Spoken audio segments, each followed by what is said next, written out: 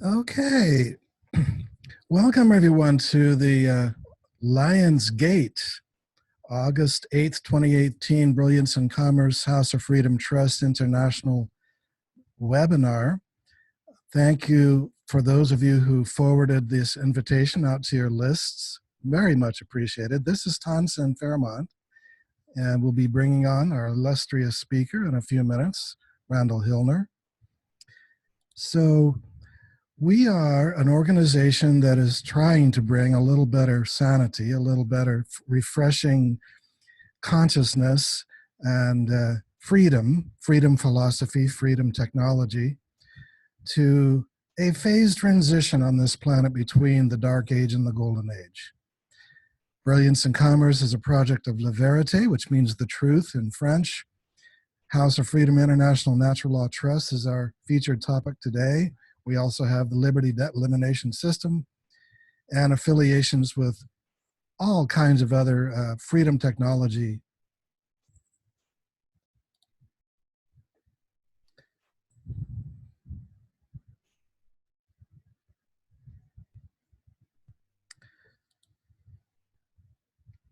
Today is August 8th, 2018. The next one will be September 5th, 2018, a little less than a month.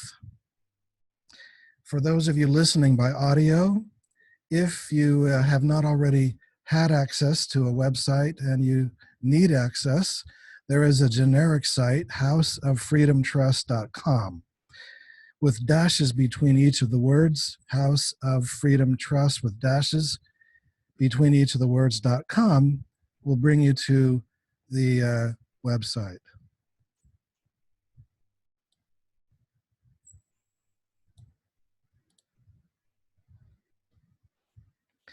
And for those who need a phone number, if there is a need for customer service by phone because you can't access the internet or submit a help desk ticket, our number is 360-200-7521. We also encourage those who have not yet enrolled with the newsletter, subscribed, to go to houseoffreedomtrust.com with dashes between each of the words, click on more, and then on newsletter, sign up. My name is Tonson Fairmont. I'm the founder of Brilliance in Commerce. I'm a member of the board of advisors of Monaco Management Group.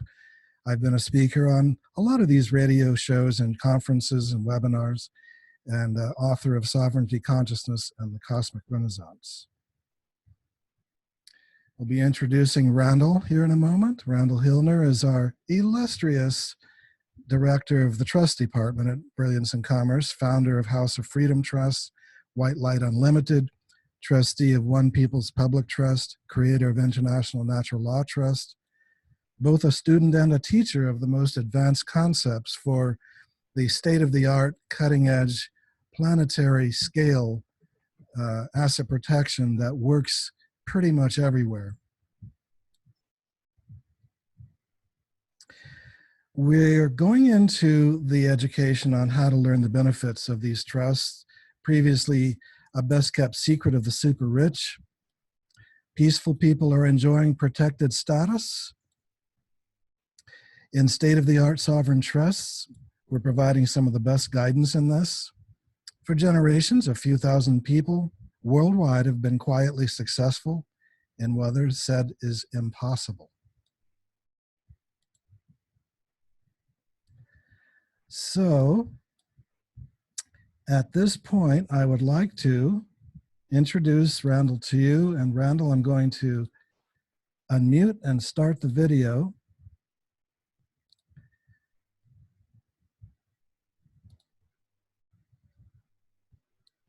So, Randall, I've unmuted you. You can speak. And if you would be so kind, please, as to start your video on your side.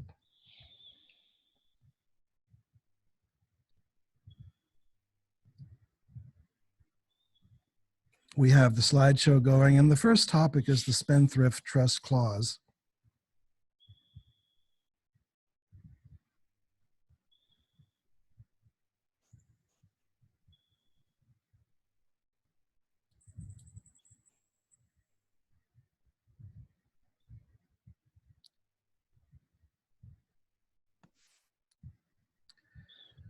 Okay, everyone. We don't have Can audio of anybody hear Randall at me? the moment. Randall, if you can check your microphone, your settings, and see if you can turn on your mic because you're unmuted from this end.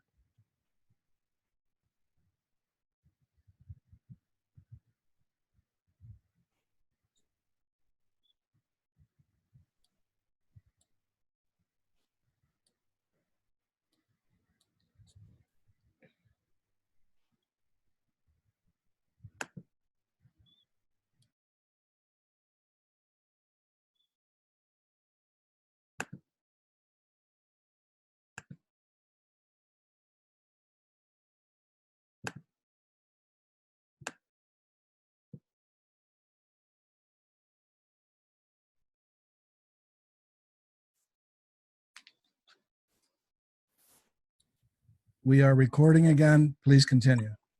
Okay, take two. Now, coming off the beach, I guess I probably had to wash the sand off my feet. So anyway, welcome again to our discussion on natural law trust. It's great to be back and share what I know with all of you because um, most of my emails and conversations, once you have your trust or partial trust, are all about, well, how do I do it? How do I use it? What do I do with it? And then one in particular, there's been 2 or 3 clients say, well, I have a spendthrift trust. And, yours has nothing to do with that. And I say, well, that's not true because you don't need a whole trust to have a spendthrift trust. All you need is a clause in the trust that gives multiple courses of action. They're much more flexible and much more convenient than just a spendthrift trust that disallows anything other than taking and receiving from the beneficiaries.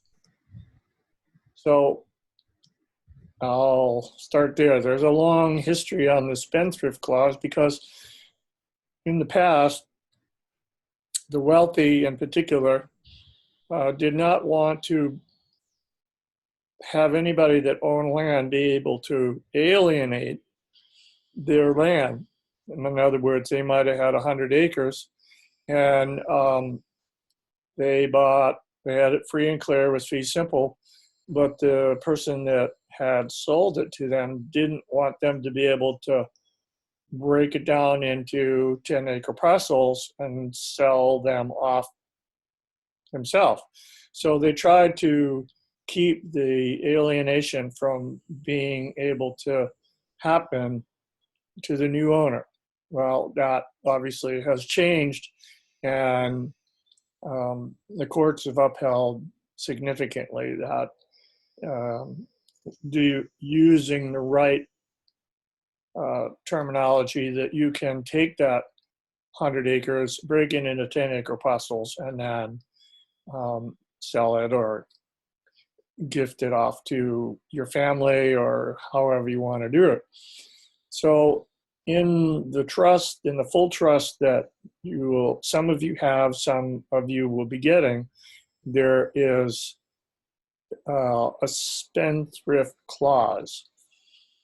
And the spendthrift clause allows you, well, let me read specifically.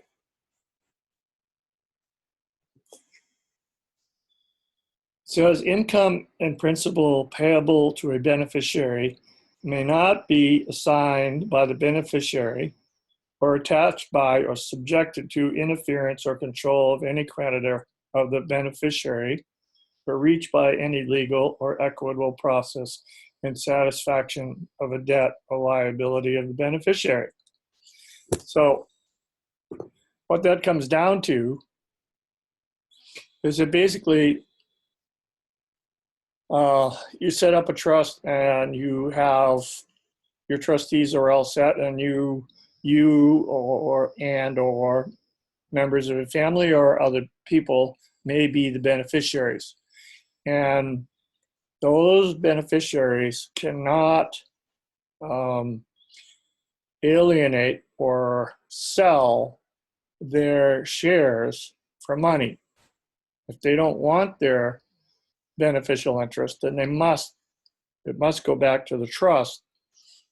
And the trustees then decide what they want to do with it. In other words, the beneficiary says, I don't want to have anything to do with it. Or you might have a beneficiary that's a little rascal and decides to flitter away what he receives every month as a beneficiary.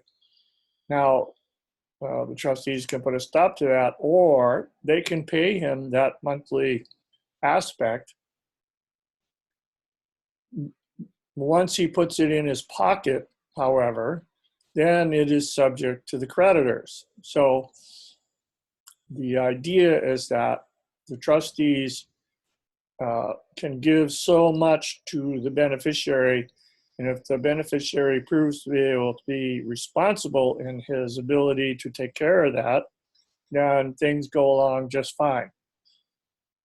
A lot of times people will set up a trust, and the trust will buy a house, and they'll ask one of the beneficiaries to be the caretaker of the house, and then they have their assignment. Their job is to make sure the house is kept in classic condition, and that's what they get paid for. So they like manage the property. So nobody, as long as the beneficiary he doesn't have control. He has his beneficial interest, but it cannot be attached and cannot be interfered with by any creditor. So if, let's say that one of the beneficiaries has outstanding loans due and they don't want to pay it, then he can ask the trustees to hold on to his interest until he clears that. But in the meantime, the people that he owes money to can't invade the trust to get any of that money. So it's protected and safe, cannot be attached, and cannot be interfered with a creditor. So that's how the spendthrift clause is. I believe been asked 3-4 times this week. I think it's section 16 or 18, but you'll see it's very clearly and distinctively defined that it's a spendthrift clause and it's safe as long as the beneficiary is not frivolous. Now, again, I think I just explained that if once the beneficiary receives that monthly stipend, if he's got it in his pocket, then it's subject to outside influence. So the idea is to keep that principal and income safe, and if the beneficiary is not able to control the receipt that he has, then it can be withheld, and the trustees can figure out other ways to make the benefit happen for the beneficiary. Okay, that's that. That's basically the spendthrift trust clause, and you don't need a whole trust. You just have to make sure, if you have a trust already and it's from somebody else, look through it and make sure it has a spendthrift clause, because if it doesn't, then it can be invaded. So be really cautious of this. This is a really important clause that we have in our trust, and it's very classic. Okay. Next.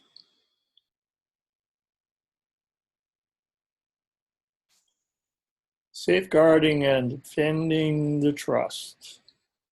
Can you move that slide up a little bit, Tanzin, so I can see it? Move it up. Yeah, I'm looking. We have A and B here, and I'm just trying to see what else is on there. If I It's centered, and I don't know that I can move it. It says, yeah, A, acceptance and qualifications. B, setting up the trust. That's all okay, you had for those 2 okay. points. Well, I'll work on that then. So basically, this is where your trustees are going to come in and play an important role, the beginning of an important role in the trust and how it's used and how it's set up and the usefulness of it.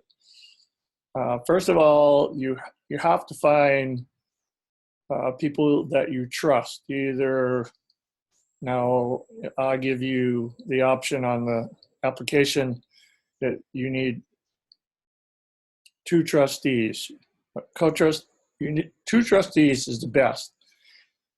A friend and a non-related person is best. Now, Tanzan and I are working on a trustee service, but it's just beginning to form and it hasn't been set up yet. But there's no reason that you can't go out and find at least one person to be a trustee. Now, if you, let's say you have children, you can set the trust up where you could be the grantor and the trustee, as long as you're not a beneficiary and your children or grandchildren or humanitarian projects are the beneficiaries, then that will work. But you would also, what happens is when you go into the bank, most banks will want you to have a successor trustee, so that if something happens to you, somebody can step right in. Otherwise, the bank or the government will try to step in and take the assets of the trust and make them theirs. So you want to find 2 people is best. You can do 1 person if you want to start that way. I have, okay, let's, some of the scenarios. Let's say a husband and wife have children and grandchildren. The wife would be a nominee grantor. This is just one instance. There's lots of variables. I think I'm going to talk about them more next month, but the husband would be trustee and all the children or grandchildren would be the beneficiaries. Now, the husband would probably want to have a secondary successor trustee in the background ready to go. In the meantime, he is responsible for the assets of the trust, and he must treat them not as his own asset anymore, but it is the asset of the trust.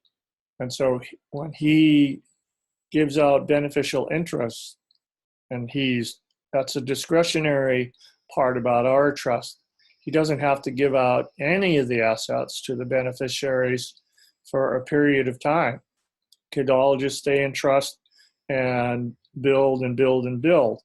But most people want to be able to give some portion of that asset base to the beneficiaries. I mean, you want to live well. You want your children to live well. So monthly, quarterly, half-year statements are quite common. And so that's basically it. And when you start a trust with us, if you start just with the abstract, the unactivated trust, you're going to get three documents. You're going to get a memorandum, which basically lists who the people are involved with the trust and what the powers are of the trustees. You're going to get a trust certification, And that makes it distinctively clear that this trust is real. It's a valid contract between 3 or 4 people, and you're going to get an addendum Schedule A for anybody dealing with foreign currency for the coming up RV exchange. So you want to have somebody in your corner, either yourself as trustee or somebody close to you that you trust, that you can say, okay, I'm going off to Spain for 2 weeks, and I want you to think about this. This is a list of things that I'd like for you to consider to be done. And if the trustee is properly trained, then that's what will happen. As far as setting up the trust, you have to go to Brilliance and Commerce and pay your dues, and you can start with a partial trust, or you can bite the bullet and go for the whole thing, and then you'll have it done.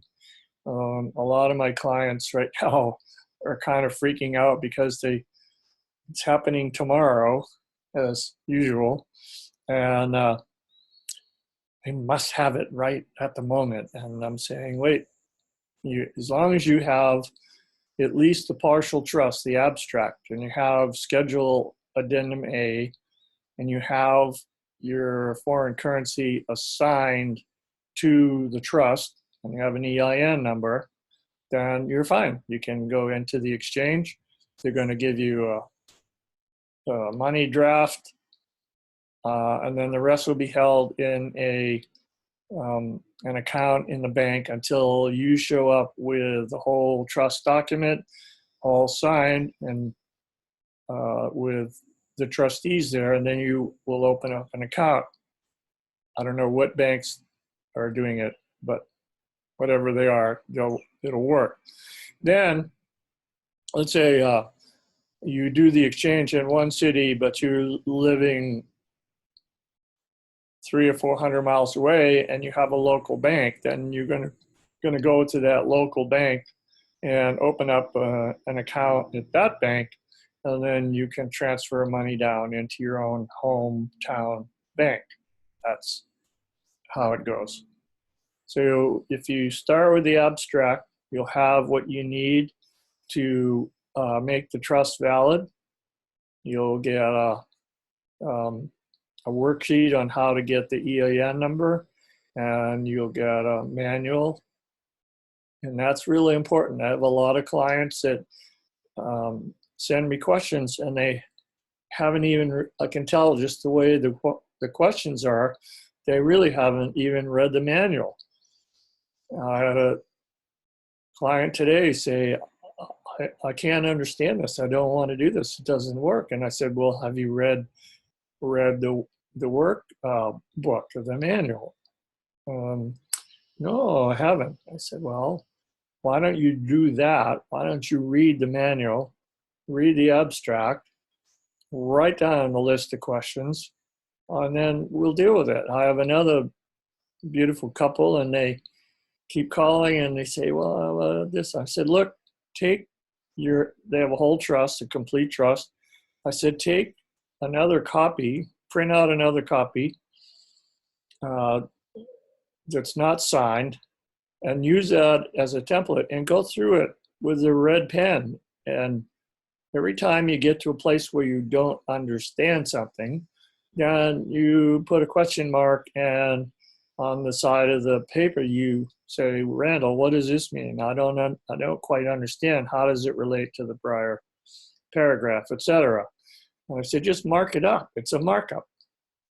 Because once you have the trust, some people think that they have to send it back to me and then I have to do the work, and that's not the way that it does work. It works by you getting the whole trust document, you get a manual, and you get the instructions to get an EIN number, and you get an example of how to set up Addendum A.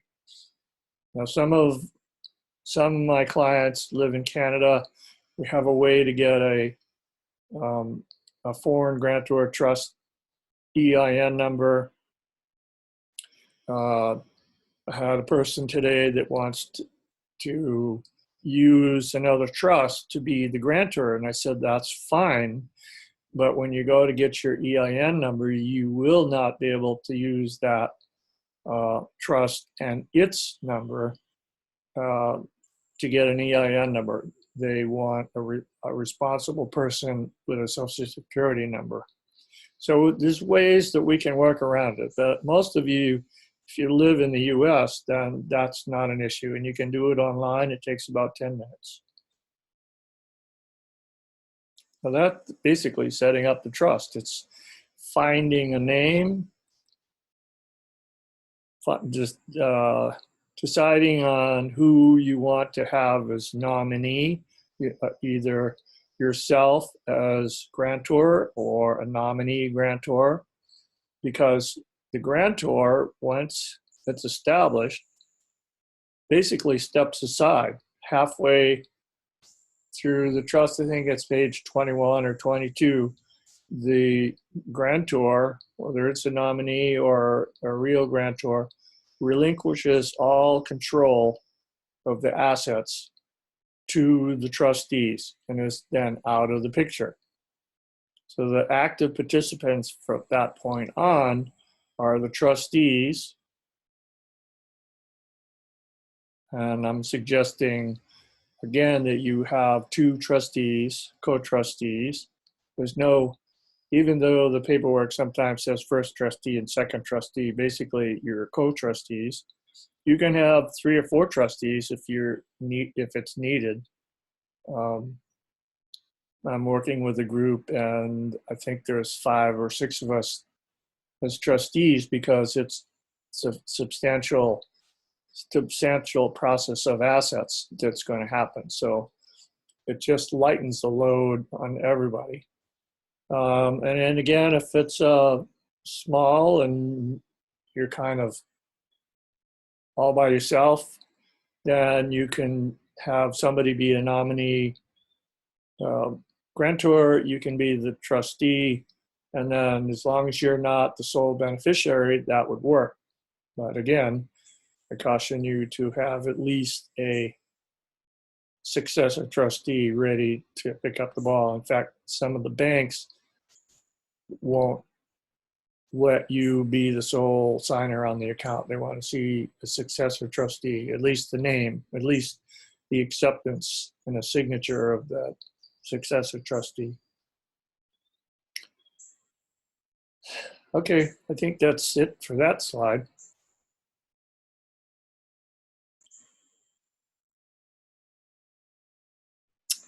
Oh, yes. Okay, so this is where we start to get into the responsibilities of the trustee. Safekeeping and preserving trust property. Okay, now there's a number of schedules in the trust document itself. Now, trust Schedule A is for personal property. You may have valuable paintings, you may have valuable jewelry, things that have a special meaning to you. You may want to have it go into the trust. Maybe there's a painting that's doesn't have a lot of value now, but you think there's potential value in it, and you want to have it go to the beneficiaries at some point. So you put that painting, you earmark that painting into the trust, and the trust now will own that painting. Holding title in the name of the nominee.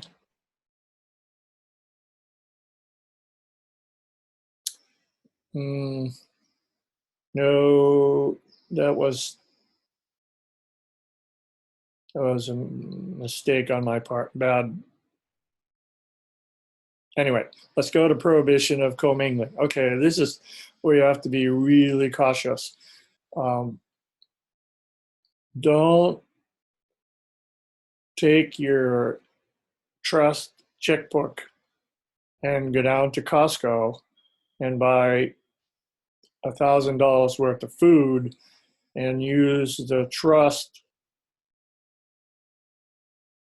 account to buy that food, because especially if it's personal, then that's called commingling, and that's a no-no. That will get you in serious trouble. Now, if the trust was throwing a celebration in honor of acquisition of a new property that the trust had bought, and it was going to have a celebration, then that would be a little bit different. But then that would have to be, that receipt would be earmarked as a trustee um, an event that the trustees are putting on to enhance the assets and have everybody understand this new asset belongs to the trust. So the trustees, it would be good for the trustees to be there as well. Beneficiaries can be there, and then the grantors can be there depending on who they are and whether they're in the picture anymore. Now, it's also important that the trustees learn and know how to defend the trust. Okay. First of all, is don't take any phone calls from anybody that's soliciting over the phone or threatening anything over the phone or anything like that. The best way to do it is say, "Oh, I'd be happy to answer any of your questions." And I'm talking here also about the IRS. Is I'd be happy to answer your questions if you put them in paper, put it on paper, and that you sign it in blue wet ink under penalties of perjury. They make you do that. When you sign a 1040 form, you basically are saying under penalties of perjury that this is true. And so it goes back to anybody that's dealing with a trust. That's how you defend it. You say, if you have any issues with this trust, you can write it down. Just make sure that it's signed under penalties of perjury. Now, sometimes the trustees may have to actually hire an attorney to go after a suit. Let's say somebody steals something from the trust. You have an asset and somebody breaks into the house that the trust owns, and on the back of that asset is a tag that says this asset belongs to the trust. Then they may have to, take that to a court. And basically, it's a court of equity, not a court of law. But there's a duty for the trustee to defend the trust in any way, manner. So the trustees can sue, and the trust can also be sued. And so the trustees have to defend that position in the suit as well. You got questions on that, we'll deal with it at the end. Let's do the next slide.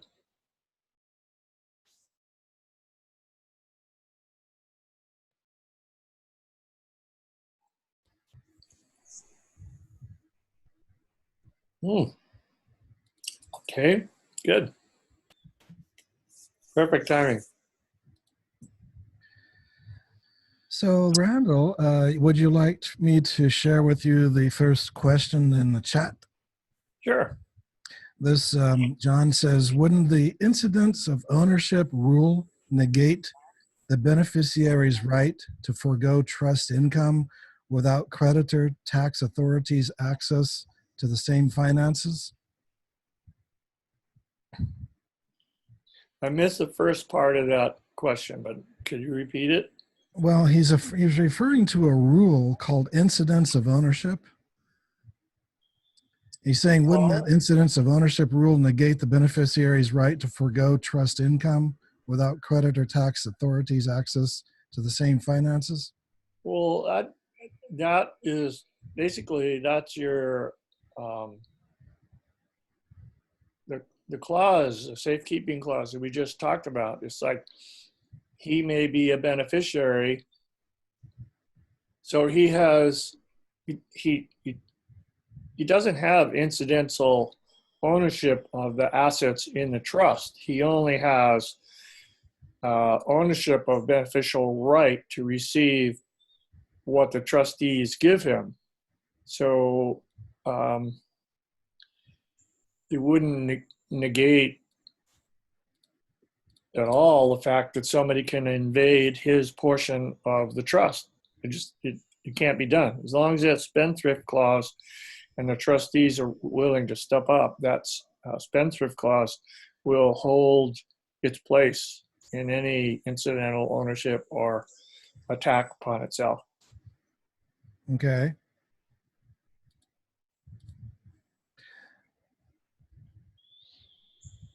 All right, so everyone, you're most welcome to ask questions by, if you're calling in by phone, press 9. If you are on your computer, simply click on the raise hand and we can respond.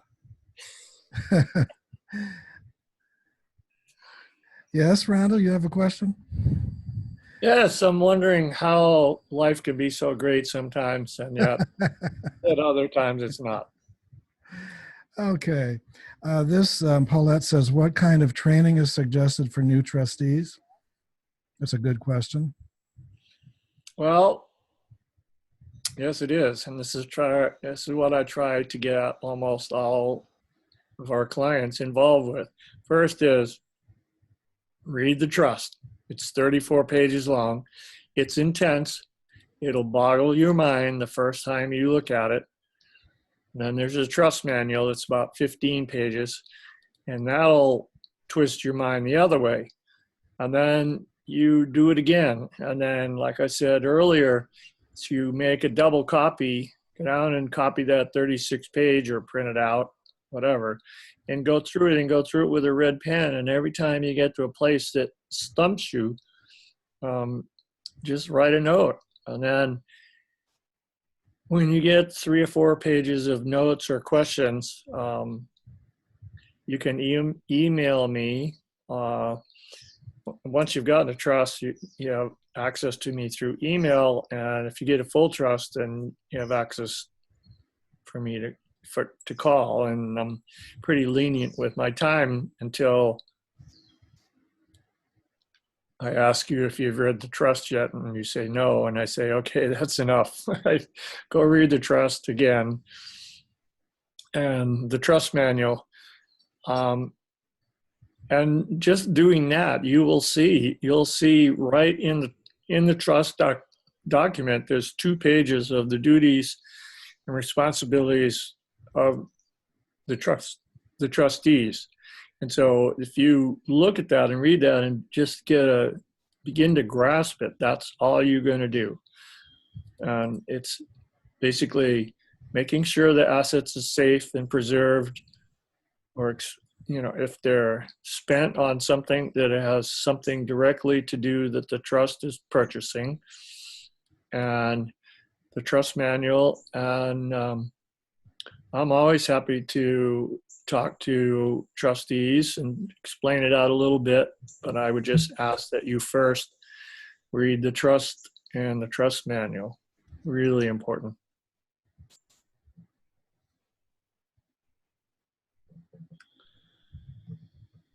All right. And she says, do trustees have a requirement to meet annually, etc.? Oh, I would say at least once a year. In the old days, people, usually these were retired people, they came to us and we set up a trust for them, and they had a trustee, and we would make sure that once a year we all met and had a trustees meeting, especially if we were a trustee, one of the trustees. And we'd have it at a restaurant, and we would discuss the whole trust process for the year? What did you do? Did you write it all down? Do you have a log? Did you sign it? Did the trustee sign it? And then we would all have dinner together. Now, if the trustee is actually working diligently and there's a lot of activity, then the trustee can be paid accordingly. Same with the manager. So you can pay your trustees to really do work for you, so you don't have to do it, and you just got to keep a track record. It's like a log. I have a 500-page notebook here, and every day is a new page, and just keeps going on and on and on. And if I go back through it, sometimes I'll find one person's name in there on every other page. I've got a different question. So there's a lot of information that needs to be absorbed. Again, I've been doing this for 40 years, and it's taken me this long to really get the deeper meaning of it. And this law book that I just read from you about the Spendthrift clause, like, as much as I know how that works, I have yet to memorize it completely. Now I'm beginning to recognize when somebody asks me a question about the trust or what section I'm looking at, I can literally see the page and see the paragraph. So it's just working with a trust on a daily basis that gets you hooked in. It's like anything. It's like learning how to surf. It's going to take a period of time. There's a time period, whether it's trust or learning how to write or whatever. Okay, next we have Ursula says, can heir property be placed in a trust by the family easily?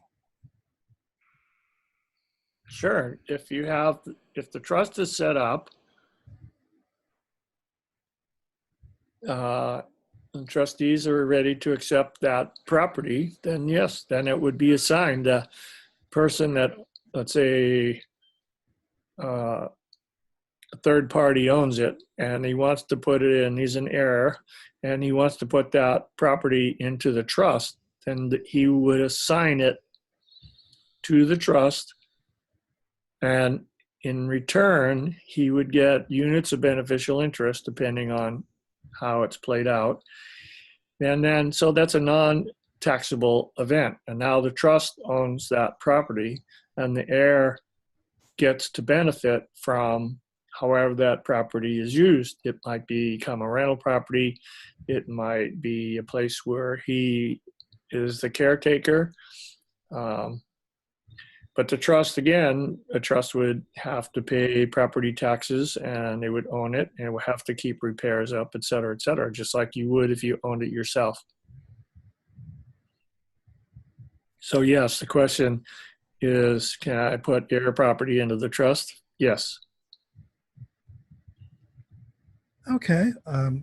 Next, Bob asks, I guess, hold on. I'm going to scroll back up here. He says, I guess that there may be 3 trusts set up after bond redemptions, so recipients of redemption may draw from a portion of the redemption. Humanitarian, like, the first trust would be humanitarian, the second individual, and then individual number 2. Sure. You could do that. I think I have a different understanding of how the RV is going to work. And every time I get a new client, they have their thoughts of how it's going to work. And so I don't know that anybody really truly knows how it's going to work. But the first thing to do is to have one main trust. Get your full trust paid for and have all your currency in that one trust. Unless you're saturated with money, then you could get 3 trusts. But for the first part, get the full trust, assign all your currency to it, and then that you and the trustees of that trust will go to the exchange and you'll have it all there. Then you can bust them up, as we say over here in Hawaii. And you can break it down into different currencies or different projects. You might have a trust for each project, but you don't necessarily have to do that. You can use that main trust for all your projects, and it can pay you personally as trustee and also as beneficiary. So it's just a matter of choice. So the first thing to do is to focus on getting a full trust now, as soon as possible, in case this does go off tomorrow.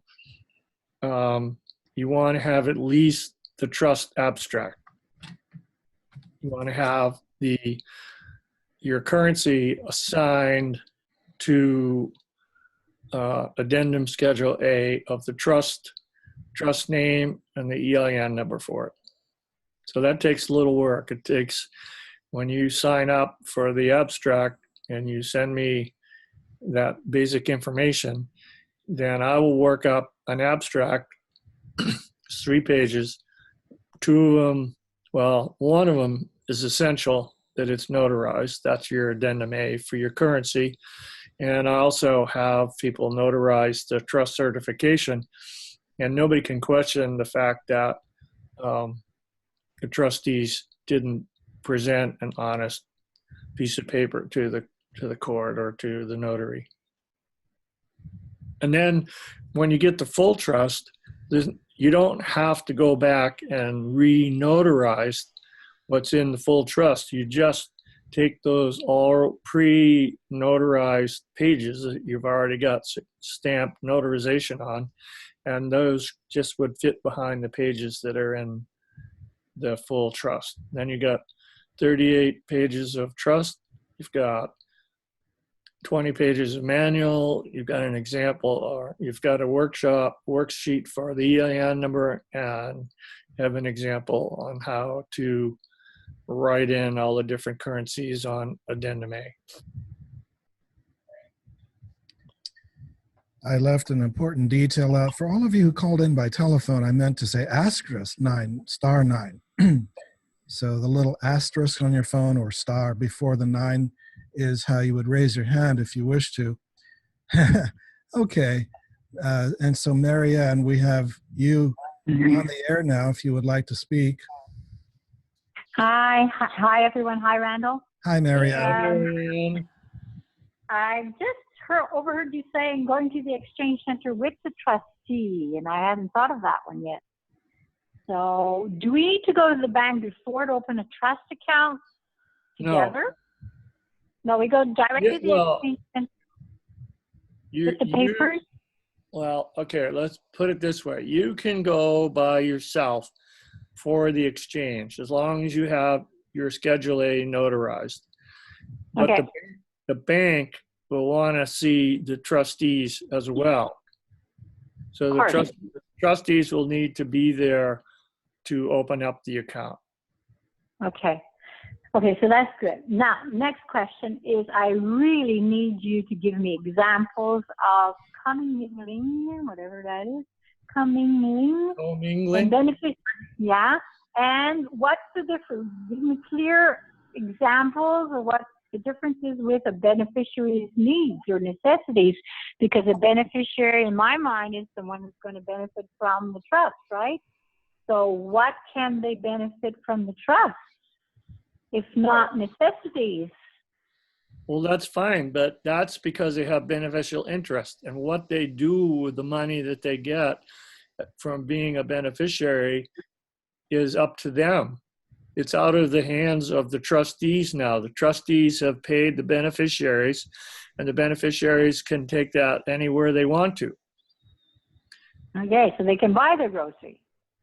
Yes, and the trustees can also pay themselves a stipend or some salary. Yep. Then they can buy groceries with that. It's just that, like I said, you don't want to buy groceries with a trust checkbook unless it's specifically for an event involving the trust. Earlier, you were saying, Randall, that it's more a matter of major or minor. In other words, the trust could be authorized to cover the mortgage of the trust officer or major Sure. things like that. But just Mhm. little personal things are what we want to avoid for commingling, right? Right, right. Don't buy your toothpaste with a trust. Okay. But I need clothes for winter. I can go? Don't then pay yourself as a trustee, or pay, have the trustee With your stipend. have the trustees pay you beneficial interest. Okay, it's under beneficial interest. Okay. Right. Either you have them pay you a salary for doing something. Now, how do you fit into your trustee? Are you a trustee or just a beneficiary?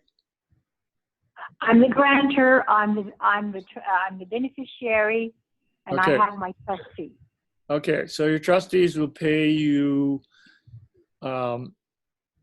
beneficial interest, and that's yours to do whatever you want with. And it's yours. Okay. That's what you use to buy your fur coat with and your toothpaste with. Okay. And what would be a commingling? Commingling? Commingling. Well, commingling means you've commingled, you've mixed personal items with the trust. And so you've commingled funds that don't belong together. Your beneficial interest is yours. It has nothing to do with the trust once it's paid to you.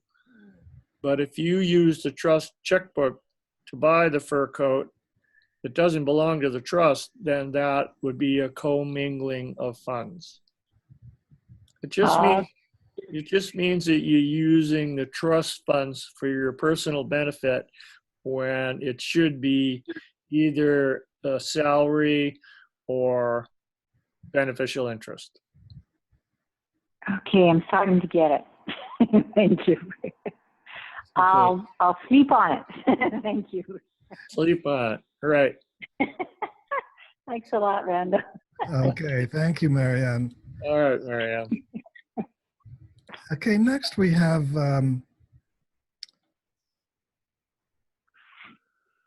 in the chat, my question is about procedure to absorb a revocable trust of a deceased relative which became irrevocable after his death.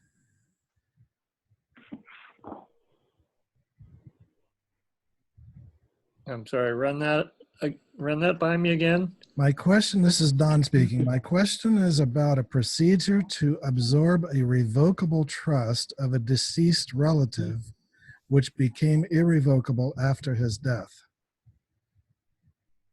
If it became irrevocable after his death and he's dead, then there's not much to do except have the trustees. You'd have to find out who the beneficiaries are, and it would have to come out that way. But if it was automatically converted to an irrevocable trust, then the trustees are the ones that are going to run those assets of that trust. It doesn't mean it can't gift a new trust with money, but basically I would say, well, I'd have to ask the question are you involved in being one of the trustees at all? Are you a beneficiary? So there's not enough information there for me to really expand.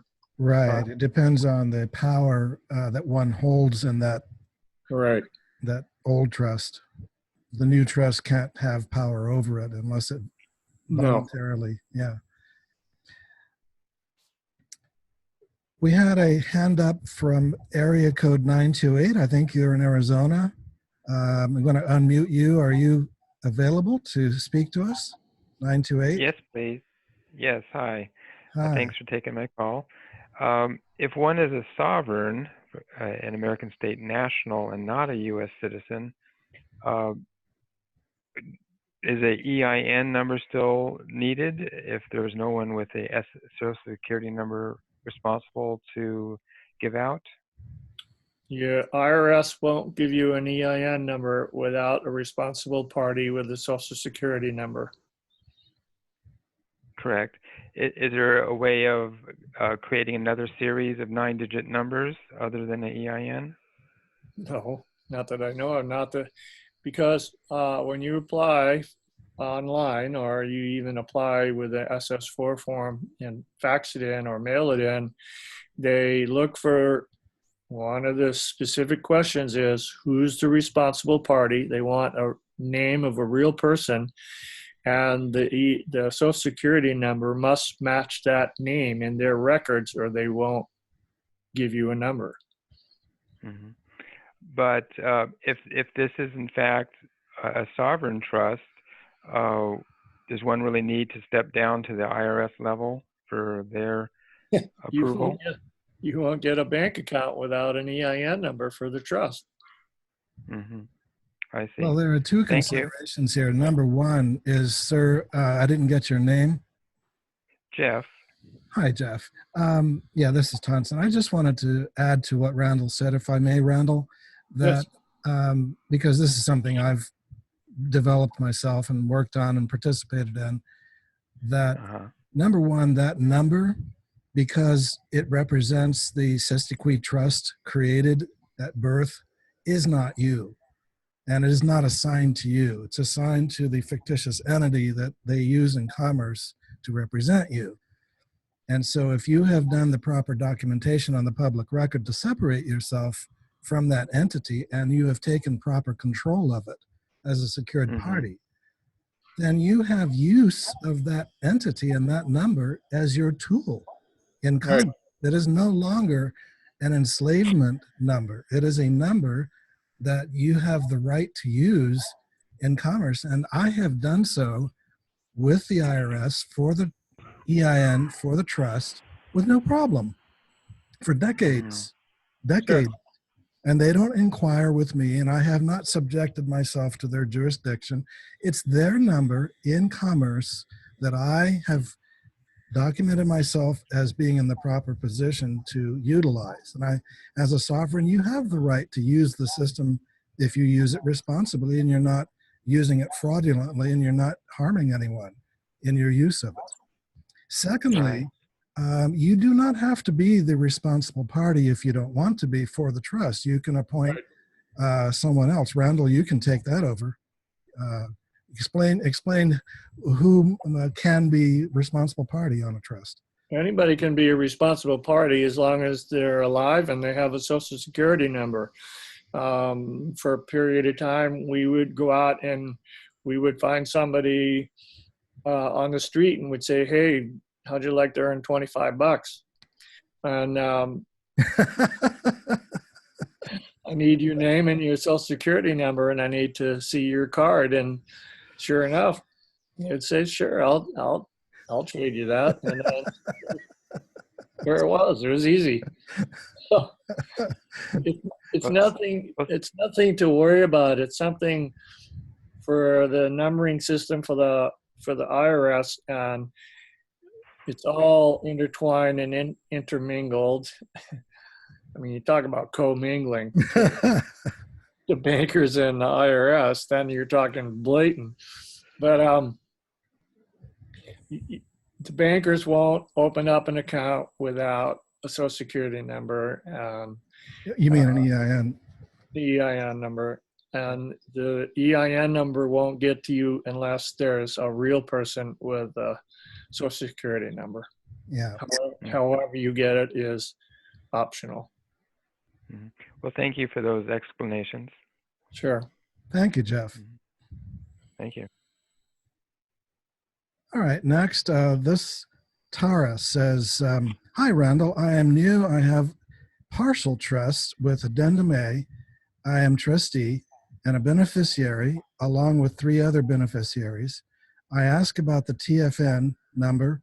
I have a tax file number from before. Is this okay? Do I have to get another number? In your email, you said to use TFN as equivalent in the case, I guess in the case to EIN, she means instead of the EIN. Yeah, Tara, you're in Australia, I think. Is that correct? Well, this is a chat. So Oh, okay. So I remember the name, and I think it was about Australia, and I haven't figured out how they work it, but basically it's just a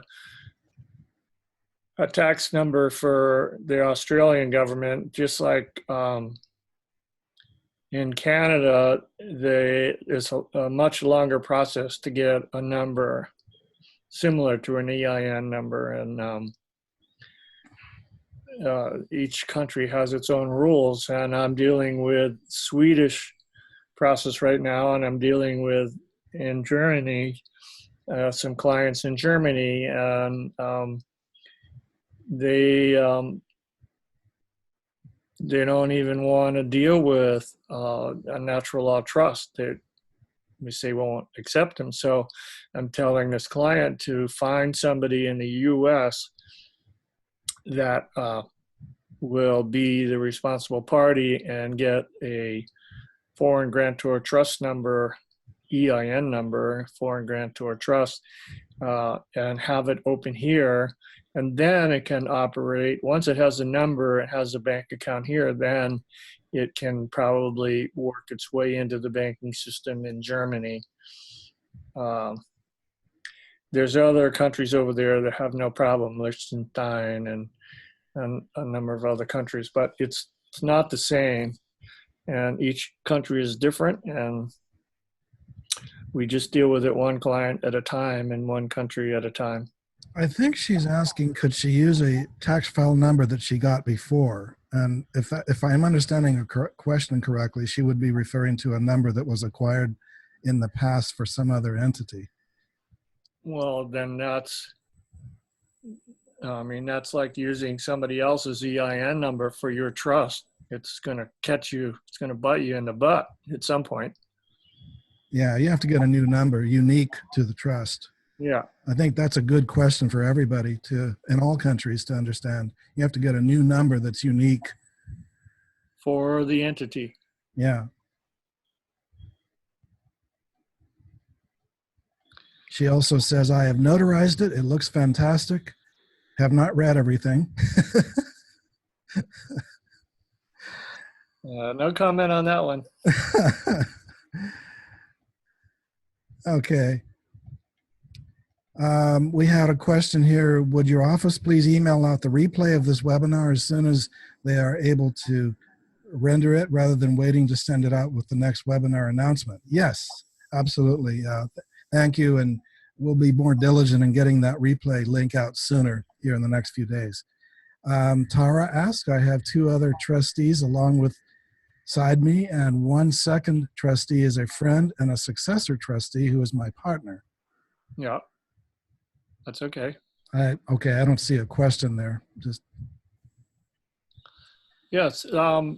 See, the successor trustee is really not in the picture at all anyway until something happens to the first trustee. So even though they're related to you after the trust has been in existence for a period of time, then that successor trustee can step in. It's not a problem, especially if there's more than one beneficiary. Randall, have you ever been a successor trustee for any trust? No, it's mostly either a co-trustee or a single trustee. So yeah. I haven't had that need to be that, but I have written, I think in the last 2 months, I think there's been at least a half a dozen people that have done successor trustee. And I can share for the benefit of everyone that I myself have been successor trustee when my father was given one of these trusts, and then he passed away. And when I went into the bank with his death certificate and the successor trustee document, the bank seamlessly that same day made me signatory on the account. Sure. So that's just an illustration for everyone of how that works. That's how it should work.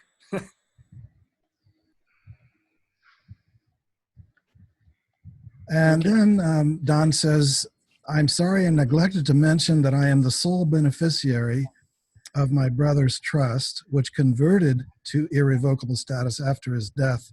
Please advise. So remember the previous question about the trust that converted to irrevocable? Yes. So he's saying he is the sole beneficiary. Well, that's okay. Enjoy it. And then if you choose, depending on how the trustees pay you beneficial interest, you can have,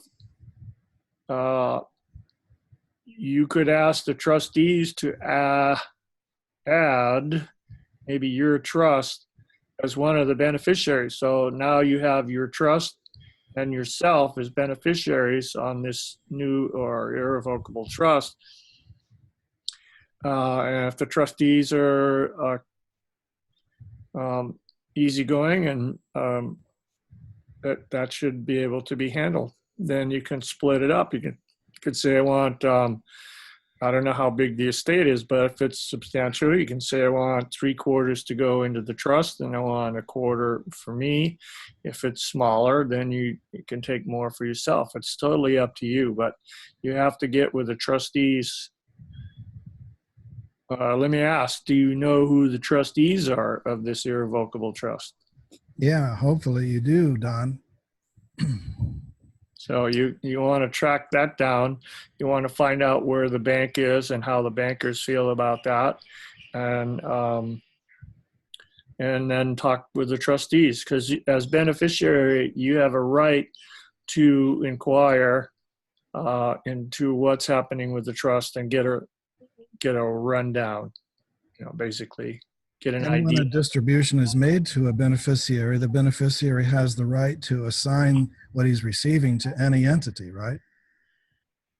Once he's got it in his pocket, yes. Yep. Okay, Bob asks, is a stipend paid to trustee or trust manager taxable, or is it a private contract not subject to W-2 forms?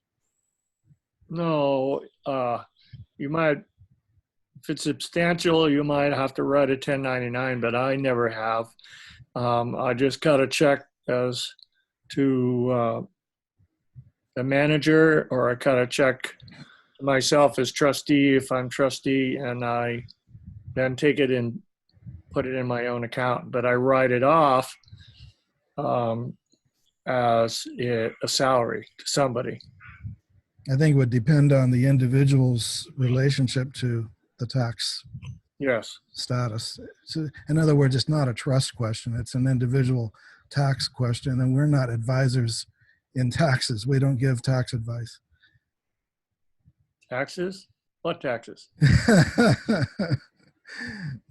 Yeah, in other words, that's not a question relating to the trust. Once it's outside of the trust, it's no longer a trust question. Right.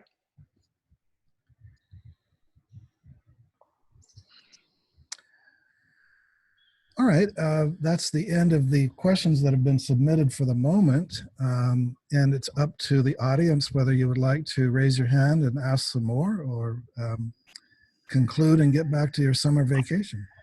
Or Randall, would you like to add more? No, I think I'm good for now. I have some ideas for next month. I'd rather keep them for next month. I want to expand on a few things. And but mostly I would really encourage all of you,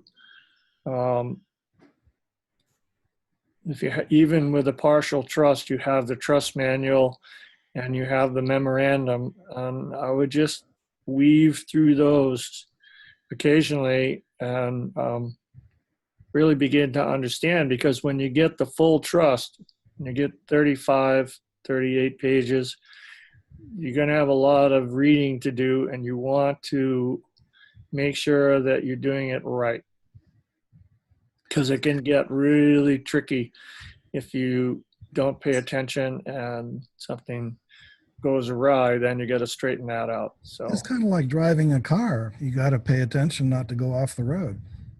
yes, Yeah. very much. Absolutely. Um, Marissa went off the road and crushed her ankle. So now she's in a wheelchair for 6 weeks. oh, yeah, bless her heart. So So, Randall, we have a nice comment from Pam who writes in, Randall and Tonson, thank you again for how you show up to support this expansion in consciousness. And Pam, thank you very much for that. We really appreciate it. yes, thank you, Pam. Peter writes, any news or predictions of the RV? Got here late if you had mentioned it earlier. I have none. All my clients say it's happening yesterday, but nobody's called me yet. You don't have inside intel. Yeah, I have intel. I can't tell you where it is, but it's in there somewhere. Well, everyone, I can only state what I know, and that is that we are going into a golden age no matter what. In this generation, it doesn't look like it in many ways, but there are tremendous things happening to end a multi-thousand-year dark age. And those things are happening under the surface, behind the scenes, beneath the usual perception of most people. And it's kind of like when you're up on the mountain, you can see the sunrise over the ocean before those down in the valley can see it. So that I can state with my own certainty. As to a timing of reorganization of world's resources, your guess is as good as mine. But it is in this lifetime, and it is in this generation. Well, there's so many things happening that we just need to pay attention to what's going on, and make sure you clean up any mess you got lying around and get your paperwork in order. Pay attention to the news. I mean, the Zim is, being questioned now because of this new dictator in Zimbabwe, and that throws a kink in the mess, and we just have to keep our attention on the universe providing for the people that are doing good work on the planet, and not get stuck in the darkness of dictatorship.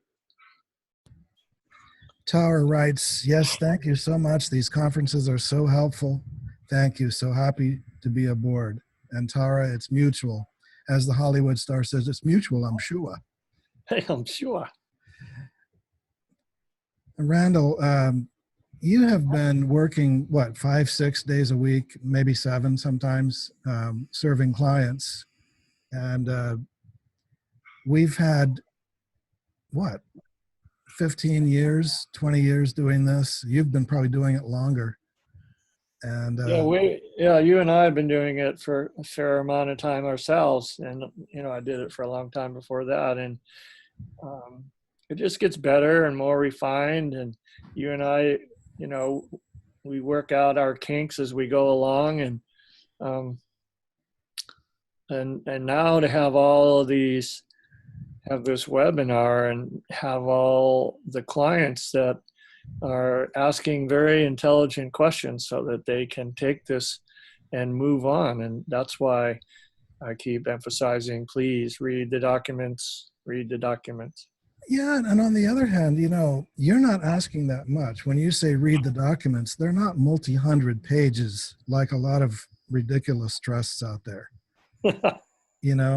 How long is your manual now? 16, 20 pages, Yeah. 18, something like that? Yeah. I mean, we're not talking voluminous, prolific, No. huge learning curve. We're not asking much when it comes to study, really. And it's already a trust written in plain English.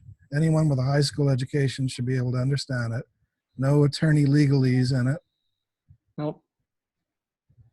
But you just have to decide that it's a priority. Make it happen. I mean, well, you can't. I got my green screen up. If I took the green screen away, I'd fall into the ocean. But I've got 500 pounds of books in there that I keep referring back to just to find little points of reference that add to make it easier for the client now to get the gist of what's going on. If you get the gist of it, then you got it. That's all you need to do. You're not going to do my job. You don't need to do my job. You email me your questions, and just be intelligent about it. That's all. And you'll get it. We also have a comment from Maris. Thank you for this opportunity to learn well. Marianne says, merci beaucoup. Oh, And yes, so I see. if you'd like, I guess we could wrap up. We can go ahead and just finish out. And if anyone thinks of anything in the meantime, we'll go ahead and entertain a last question. But I'll go ahead and just conclude here with, we have September 5th is our next event.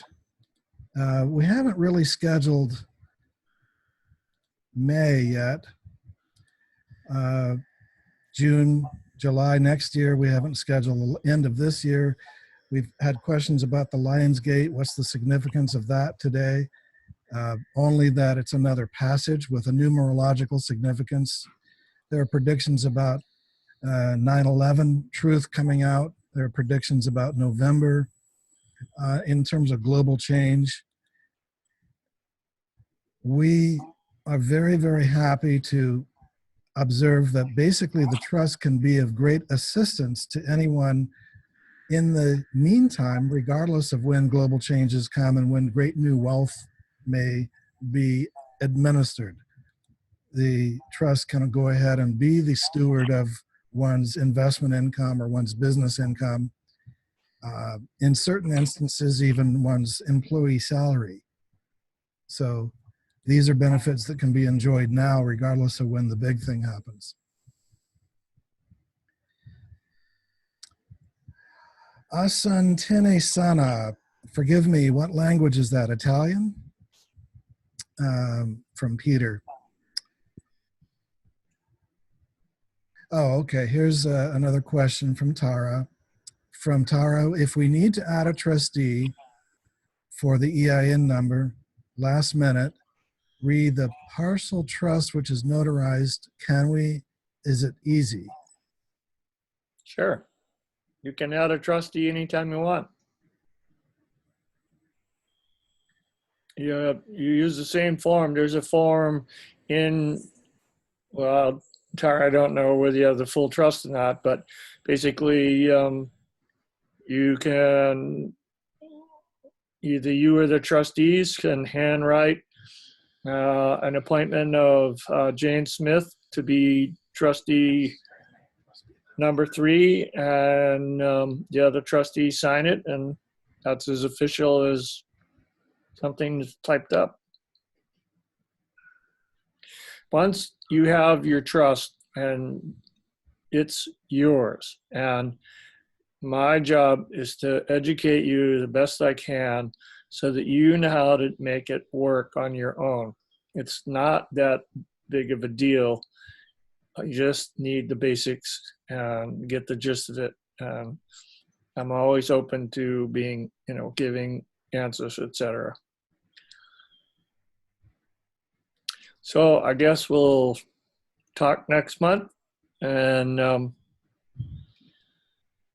mahalo anui loa. Thank you very much, everybody. Okay. Yes, absolutely. Mahalo. Aloha. Thank you. And the Asantani sana is Swahili, Peter says. Wow. Oh, yes. September 5th, 4 p.m. to everyone. All right. Blessings. Onward and Aloha. upward.